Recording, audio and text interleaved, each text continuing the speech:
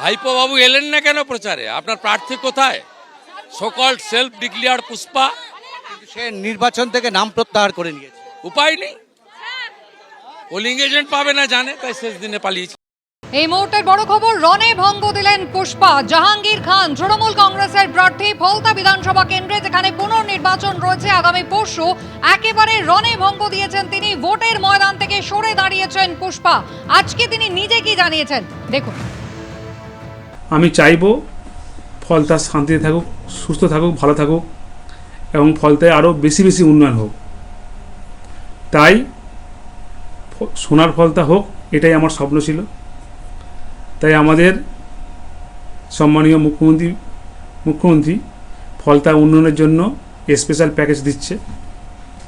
সেই জন্য আমি আগামী 21শে মে যে রিপোল আছে, সেই রিপোলের কন্টেস্ট থেকে আমি নিজেকে দূরে সরিয়ে নিলাম। নিজেকে সরিয়ে নিলেন প্রার্থী থেকে?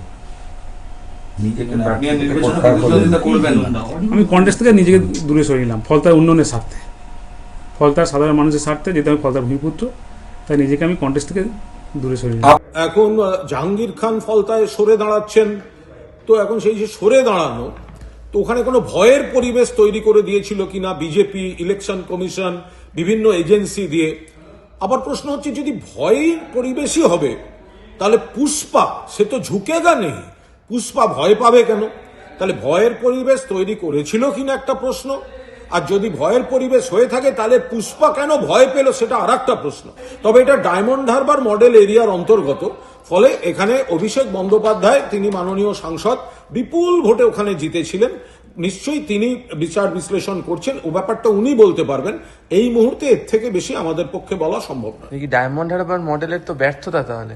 এই নিয়ে আমি কোনো কথা বলতে পারবো না, কারণ আমি দলের মুখপাত্র হিসেবে আমি কি বলবো। গোটা বিষয়টা তো এটা ফলতা, যেটা ডায়মন্ড হারবার লোকসভা কেন্দ্রের অধীন, লোকসভার, আবার ওখানে আমাদের লোকসভার দলনেতা এবং সর্বভারতীয় তৃণমূল কংগ্রেসের সর্বভারতীয় সাধারণ সম্পাদক অভিষেক বন্দ্যোপাধ্যায়ের জায়গা। ফলে উনি গোটা বিষয়টা চুলচেরা বিশ্লেষণ করে উনি বলতে পারবেন। তার আগে আমাদের পক্ষে বলা সম্ভব না। আমরা তৃণমূল কংগ্রেসের সৈনিক, মমতা বন্দ্যোপাধ্যায়ের নেতৃত্বে তৃণমূলে আছি, তৃণমূলে থাকছি। কিন্তু এখন হঠাৎ এই ভয়ের মহলের জন্য একেবারে ফলতা, যেটা প্রার্থী হাঁটাচলা করলে সেখানে বস বস বস বলে সব ভিডিও আসতো, সেই প্রার্থী হঠাৎ ভয় পেয়ে গেল কেন? সেই প্রার্থী হঠাৎ এই ধরনের ভিডিও দেখা যাচ্ছে কেন? এটা তো দলের পক্ষে খুব ভালো বিজ্ঞাপন নয়। ফলে নেতৃত্ব নিশ্চয়ই সেগুলো বিচার বিশ্লেষণ করে দেখবেন। আমরা শুধু বলছি যে ভয়ের পরিবেশ তৈরি করা হয়েছিল কিনা, আর যদি হয়ে থাকে তাহলে পুষ্পা ভয় কেন পেল, এই গোটা বিষয়টা আমাদের দল খতিয়ে দেখছে। এবিপি আনন্দ, এগিয়ে থাকে, এগিয়ে রাখে।